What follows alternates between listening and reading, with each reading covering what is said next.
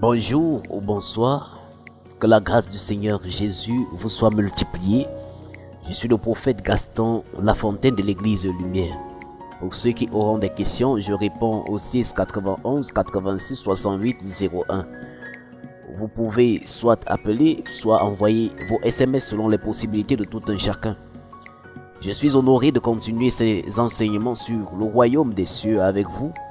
Pour ceux qui écoutent pour la première fois, cet enseignement est le 4e portant sur le sujet du royaume des cieux. Donc, pour le comprendre, il est nécessaire de chercher à entrer en possession des 3 premiers. Précédemment, nous avons introduit avec les principes du royaume des cieux. Et nous avons défini un principe comme une règle qui constitue le fondement du royaume des cieux. Et comme premier principe, nous avons la parole. La Bible dit, dans le livre de Jean au chapitre 1er, le verset 3, que rien de ce qui existe n'a été fait sans la parole. La parole de Dieu occupe une place très importante dans le royaume, en ce qu'elle est premièrement la loi du royaume des cieux. Nous avons pour coutume de dire que nul n'est censé ignorer la loi. C'est pour cela que l'enfant de Dieu a l'obligation de connaître la parole de Dieu et de la garder, pour ne pas être en infraction, c'est-à-dire pécher contre Dieu. C'est pour cela que David va dire dans le psaume 119, le verset 11, « Je serre ta parole dans mon cœur afin de ne pas pécher contre toi. » Moïse dira à Josué, « Ce livre de la loi ne s'éloignera pas de ta bouche. Tu y méditeras jour et nuit pour observer, mettre en pratique tout ce qui est écrit. » Donc un enfant de Dieu qui ne connaît pas la parole met le royaume de Dieu en danger ainsi que sa propre vie. La parole de Dieu est Dieu. En méditant la parole de Dieu, tu es en train de permettre à Dieu de prendre un plus dans ta vie. Chaque fois que tu la médites, Dieu étend de plus en plus son règne sur ta vie au point où il finira par devenir ton roi, ton Seigneur, et tu pourras mieux accepter Jésus comme ton sauveur.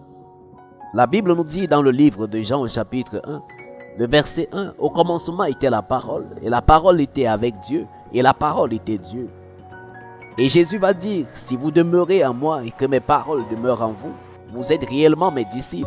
Se séparer de la parole de Dieu, c'est rejeter Dieu. Nous pouvons le lire dans Osée chapitre 4, le verset 6.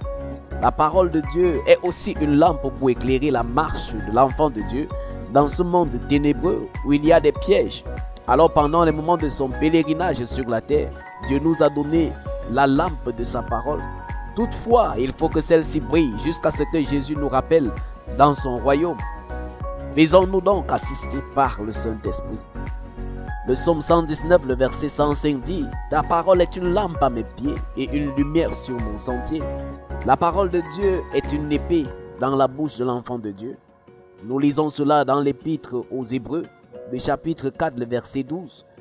Car la parole de Dieu est vivante et efficace, plus tranchante qu'une épée quelconque à 2 tranchants, pénétrante jusqu'à partager âme et esprit, jointure et moelle. Elle juge les sentiments et les pensées du cœur.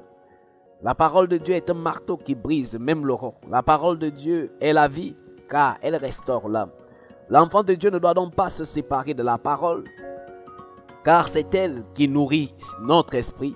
C'est pourquoi Jésus, répondant au tentateur dans l'évangile selon Matthieu, le chapitre 4, le verset 4, lui dit, « Il est écrit, l'homme ne vivra pas de pain seulement, mais de toute parole qui sort de la bouche de l'Éternel. » La parole de Dieu constitue un aliment spirituel. Toutefois, il ne s'agit pas de la lire seulement, mais de sonder par l'Esprit de Dieu afin d'obtenir la révélation. Donc il faut faire la différence entre la parole logos, discours simple et sans vie, et la parole réma révélée par l'Esprit aux enfants de Dieu, car c'est à eux que Dieu a donné la grâce de comprendre les mystères du royaume. Jésus a dit aux Juifs, vous sondez les Écritures parce que vous voulez recevoir d'elles la vie. Ce sont ces Écritures qui parlent de moi. Ces gens lisaient la Bible, mais lorsque Jésus, qu'ils lisaient chaque jour, dans le temple s'est manifesté, ils ont été les premiers à le rejeter parce qu'ils n'avaient pas le Saint-Esprit. La Bible dit, le jour où de façon sincère tu te répands et te convertis, Dieu te donne le pouvoir de devenir enfant de Dieu. Il envoie son Saint-Esprit. Et ce dernier a un travail à faire à l'intérieur comme à l'extérieur de toi. Après la parole, l'enfant de Dieu doit savoir que le royaume de Dieu est un royaume de sainteté. Donc le deuxième principe que nous allons étudier, c'est la sainteté dans le royaume de Dieu. Shalom, shalom, que le Seigneur te bénisse.